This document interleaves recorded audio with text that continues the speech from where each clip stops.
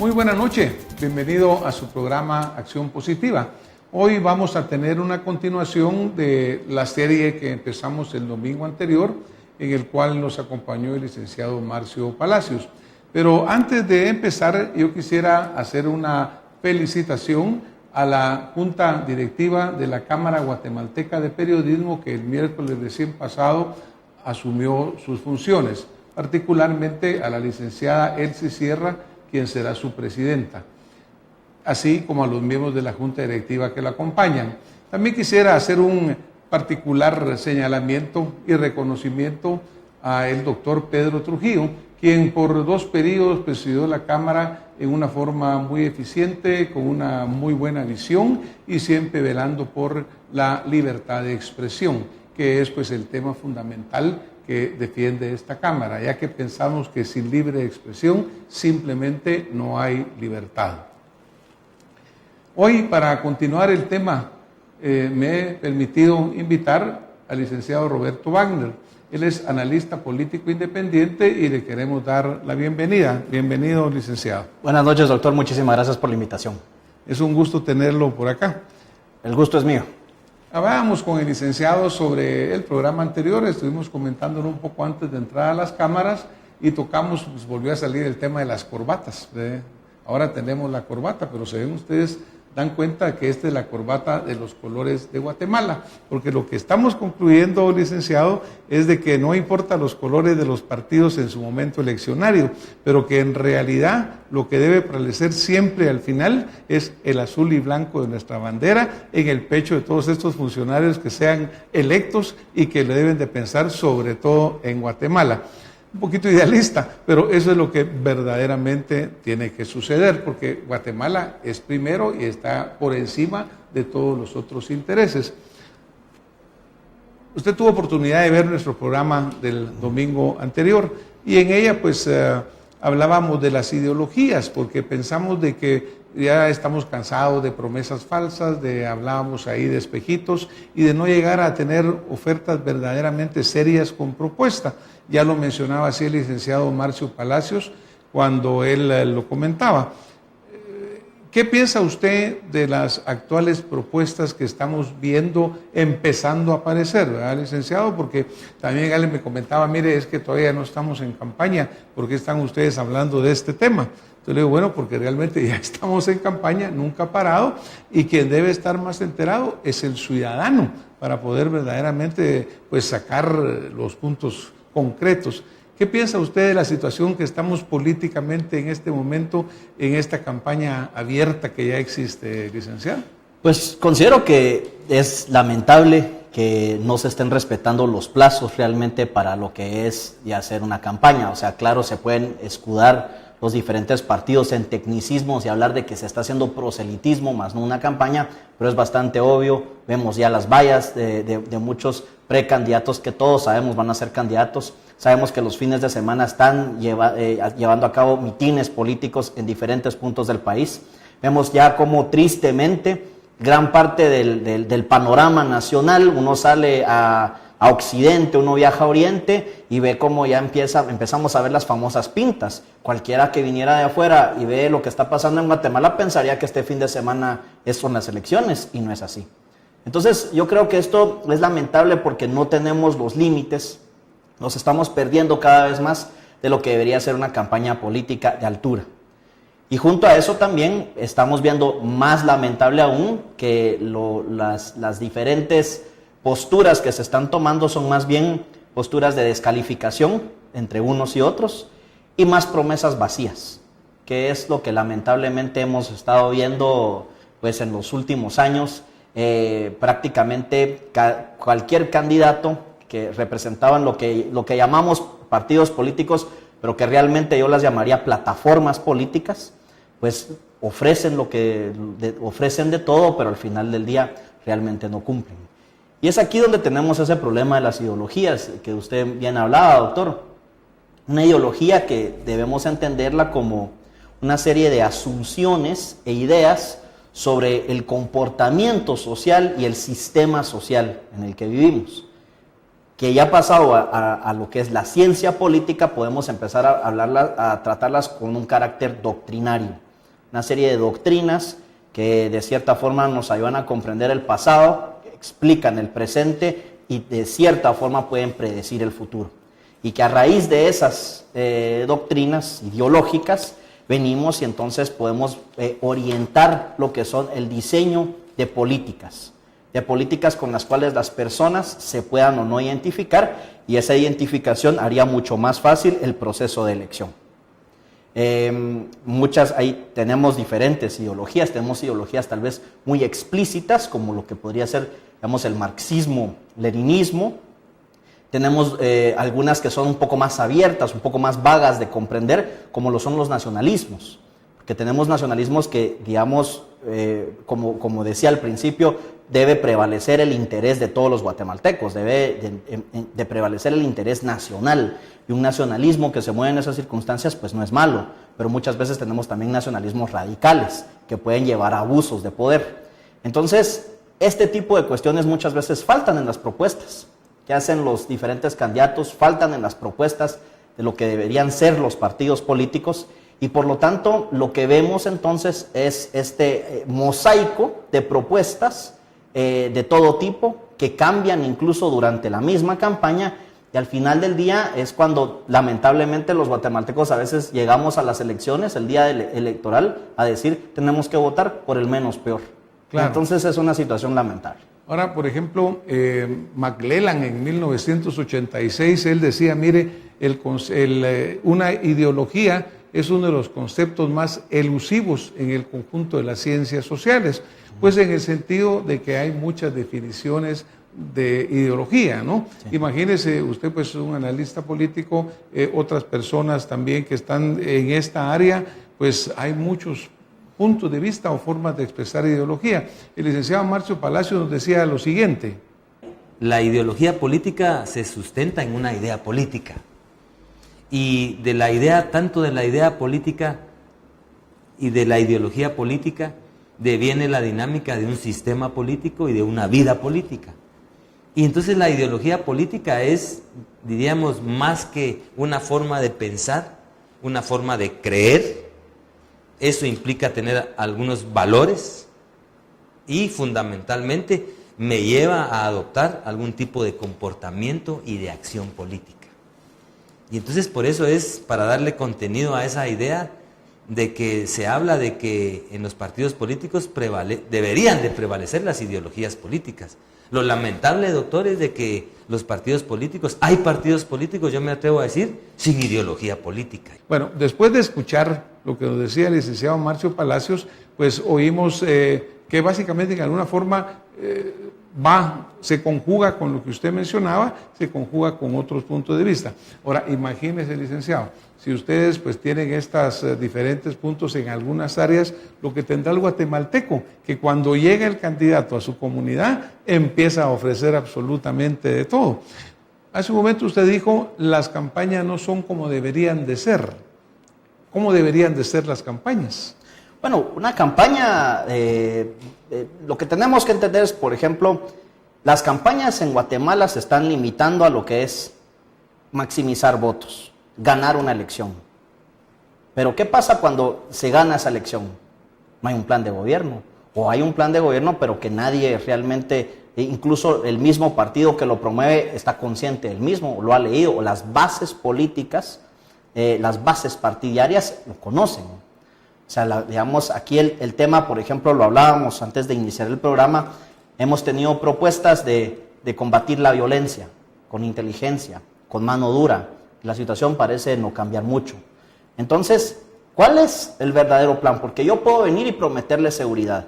Yo le puedo prometer combatir la violencia. La pregunta es ¿cómo? Y eso es ahí donde ese es el elemento más importante. Esa es la pregunta que realmente los guatemaltecos deberían estarle preguntando a los candidatos. ¿Cómo piensa hacer eso? ¿Cuánto cuesta eso? ¿Y quién paga por eso? Claro, porque también por otro lado, pues yo creo que hay que tener bien claro que la violencia en sí es un resultado, es digamos una consecuencia de problemas que son más fundamentales, es decir, somos un país, en el caso particular nuestro, que vivimos en la pobreza, que vivimos con falta de salud, que la educación sabemos que tiene un tremendo rezago y desafortunadamente es cosas que gobierno tras gobierno siguen igual o siguen peor, o tienen avances mínimos, pues, ¿verdad? ¿Por qué? Pues porque, como usted bien lo señala, no hay ofertas de cómo combatirlos, pero no hay planes concretos de cómo solventar los problemas subyacentes, que son los problemas reales. Pero volviendo al tema de la política, de las ideologías, ahí te va a salir en nuestra pantalla un cuadro. En este cuadro lo que nosotros estamos viendo pues es este cuadro clásico que le voy a poner a usted también aquí para que lo tenga a mano, en el cual se describen como que las 4 grandes tendencias. Pero en este momento, ¿usted creería que alguna de las propuestas que hemos visto o en el pasado, alguno de los gobiernos que hemos tenido, ha tenido una línea clara hacia dónde va?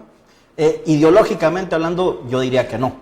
Yo diría que en términos generales Guatemala es bastante conservadora.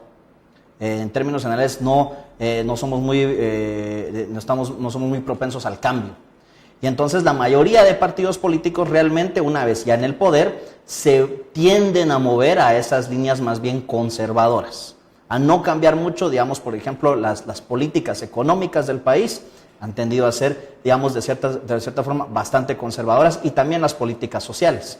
Vemos lo que pasó, por ejemplo, en lo que fue la Asamblea General de la OEA que se celebró el año pasado aquí en Guatemala, cuando previo a entrar a la Asamblea, y donde el gran tema iba a ser el tema de la despenalización de las drogas, que después surge la plática de la Convención contra la Tolerancia de todas formas de discriminación, y rápido sale el presidente hablando sobre estar en contra, el problema es que lo dice ante los medios de una forma muy reactiva, estar en contra, por ejemplo, de lo que es el reconocimiento a los matrimonios de personas del mismo sexo, o temas de aborto, por ejemplo. Entonces hay posturas muy conservadoras, y esto lo dice el señor presidente sin haber consensuado, digámoslo, en gabinete o cuestiones de esta naturaleza.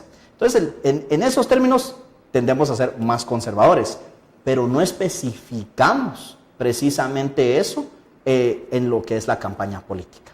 Porque hablamos de la violencia, combatir con la violencia. Una cosa es que alguien venga y asuma esa posición conservadora de decir, yo al que comete un crimen lo castigo. Esa visión altamente punitiva, que es bastante conservadora. Versus una visión que puede ser bastante más liberal o progresista incluso, de decir, tenemos que tratar esos problemas subyacentes, estructurales que tiene la sociedad. Y entonces así eventualmente vamos solucionando los problemas de delincuencia, por ejemplo. Eso es lo que van marcando las ideologías, pero eso es lo que lamentablemente no tenemos. Entonces tenemos eslogans. La violencia,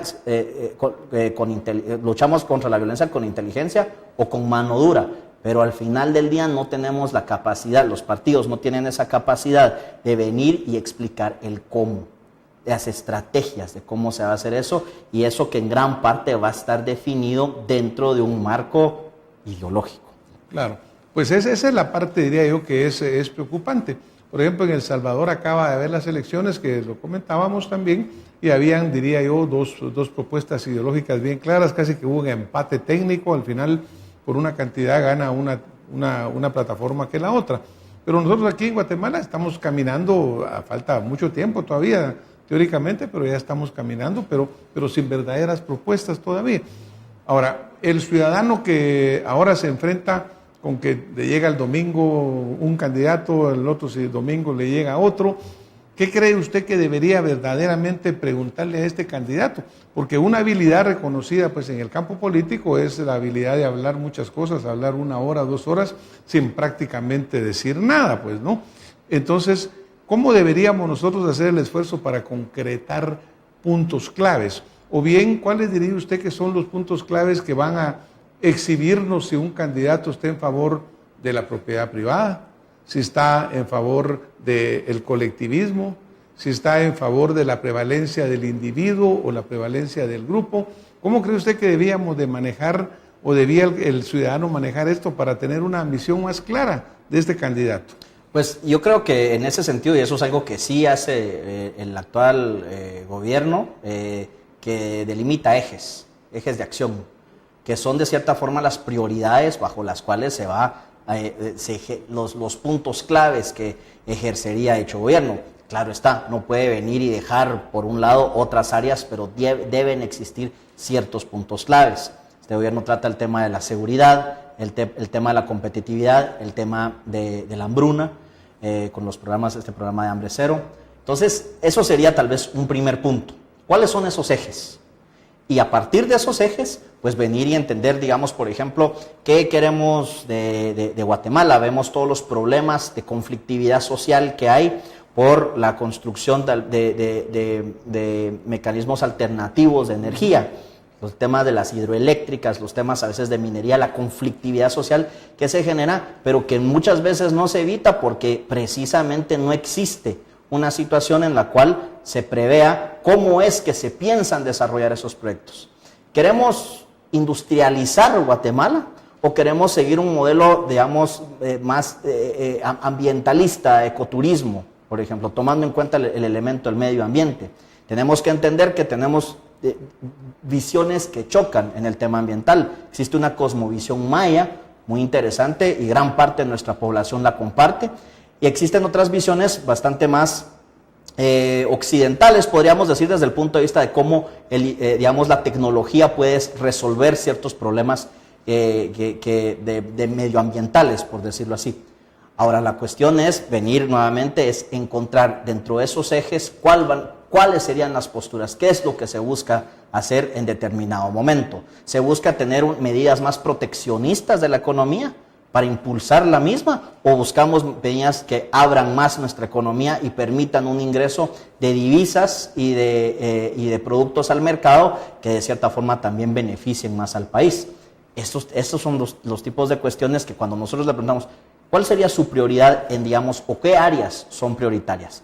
Y si hablamos, por ejemplo, de seguridad, de justicia, pobreza, por dar algunos ejemplos, ¿cómo es que piensa entonces lograr los objetivos que se traza? Y ahí es donde podemos empezar a ver ciertos factores ideológicos. Claro. Por ejemplo, licenciado, hablando de tema de hidroeléctricas, por así decir, obviamente muchas comunidades han rechazado a través de consultas populares que ahí se hagan hidroeléctricas o proyectos de minería.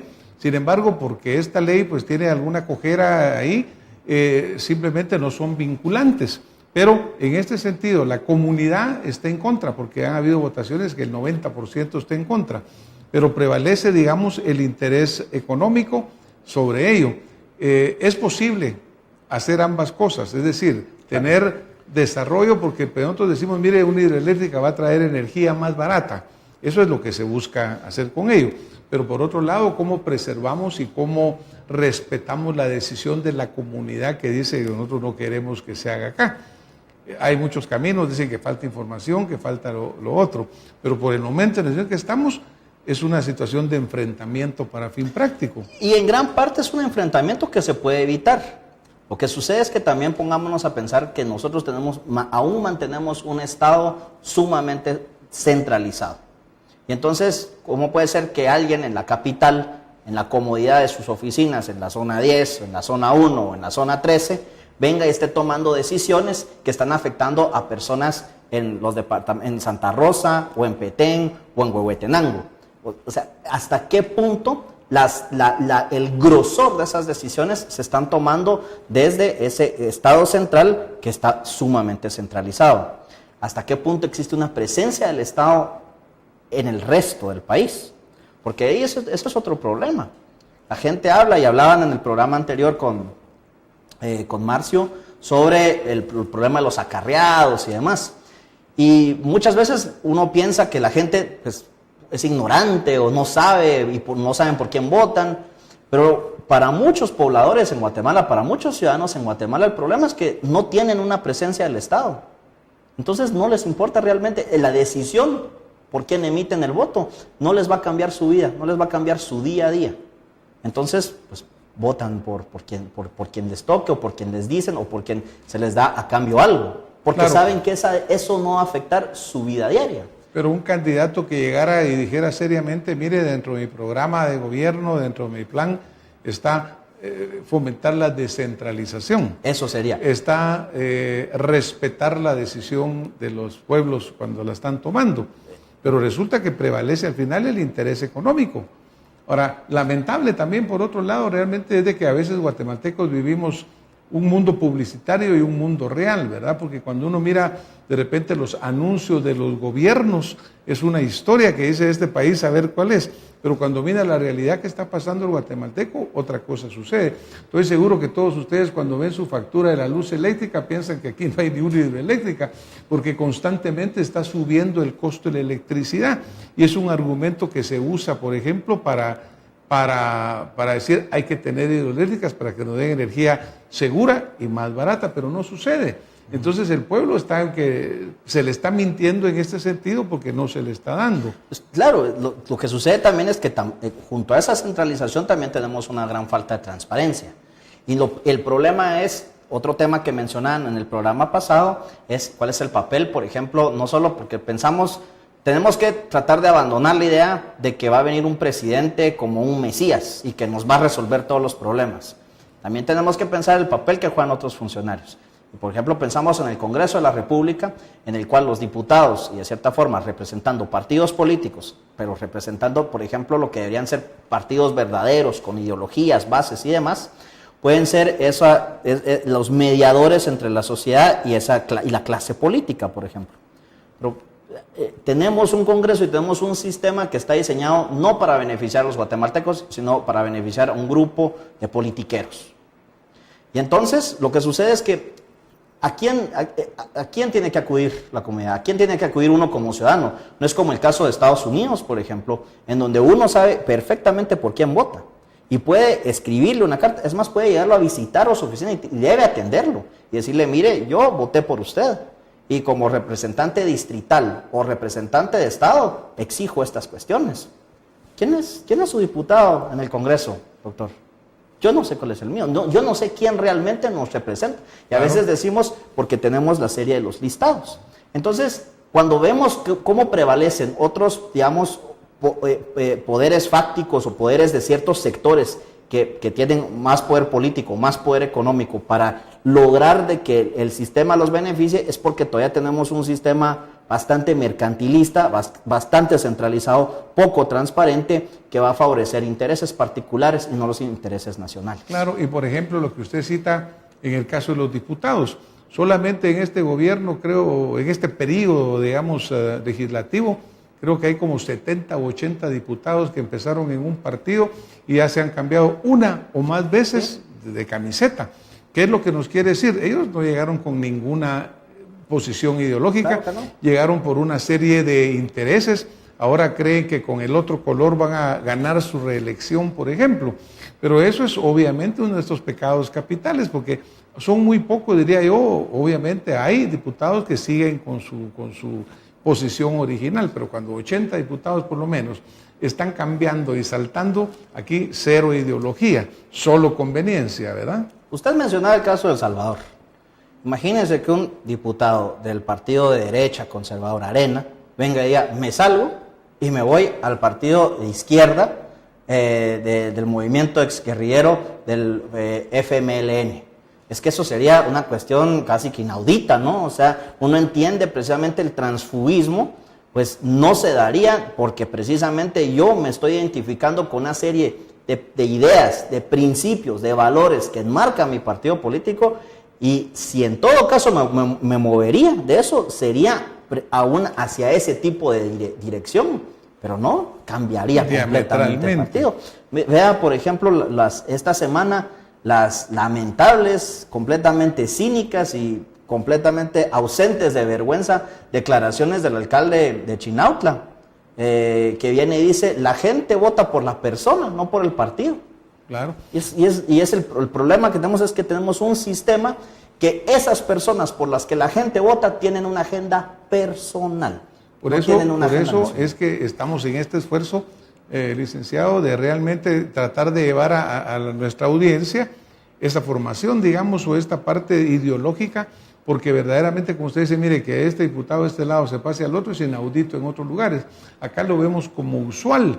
Alcaldes que han estado 5 o 6 periodos, como este señor de Chinautla, ellos pasaron de una camiseta a la otra. ¿Y sabe qué es lo peor? Que los partidos los buscan, no les importa, sino que con este voy a ganar, me lo jalo, y de repente muy orgullosos de lucir la camiseta que están luciendo. Ahí es donde está el gran problema de esta nuestra democracia. los partidos buscan los votos y eso es lo que les preocupa. Y no les importa gobernar. Aquí, digamos, si empezamos a hacer, digamos, de los grandes males que tenemos y en gran parte por esta crisis política en cuanto al sistema que manejamos, es un sistema que favorece a una clase politiquera, porque no me gusta llamarla política realmente, donde se benefician unos a otros y donde al final del día no se representan los intereses nacionales, en donde existe todo un sistema que debe ser reformado, debe ser definitivamente reestructurado, que entre otras cosas permita cuestiones como la alternabilidad de poder. Porque no importa qué persona es la que ocupe un cargo, siempre existe una serie de instituciones que van a permitir de que eso siga funcionando y que sus intereses nunca puedan estar por encima de esas instituciones. Claro. Bueno, México, me recuerdo que hablan de sufragio efectivo, no reelección. El licenciado Edgar Gutiérrez, en un artículo el día jueves en el periódico, él habla y señala el hecho de que desafortunadamente las ideologías han quedado totalmente rezagadas y que hoy lo que predomina es la fuerza del dinero. Quien más dinero tiene para hacer campaña, mejor le va a ir. Licenciado, ¿qué puntos claves? Ya nos vamos acercando un poco al final del programa. ¿Usted le recomendaría a nuestra audiencia que le preguntara directamente a las personas que llegan a ofrecerle el oro y el moro? ¿Qué sería lo clave que ellos debían de preguntarle qué va a hacer si de repente llegara? Pues para mí lo fundamental es que ante cualquier postura de proyectos que se piensan hacer, la primer gran pregunta es ¿cómo piensa hacerlos?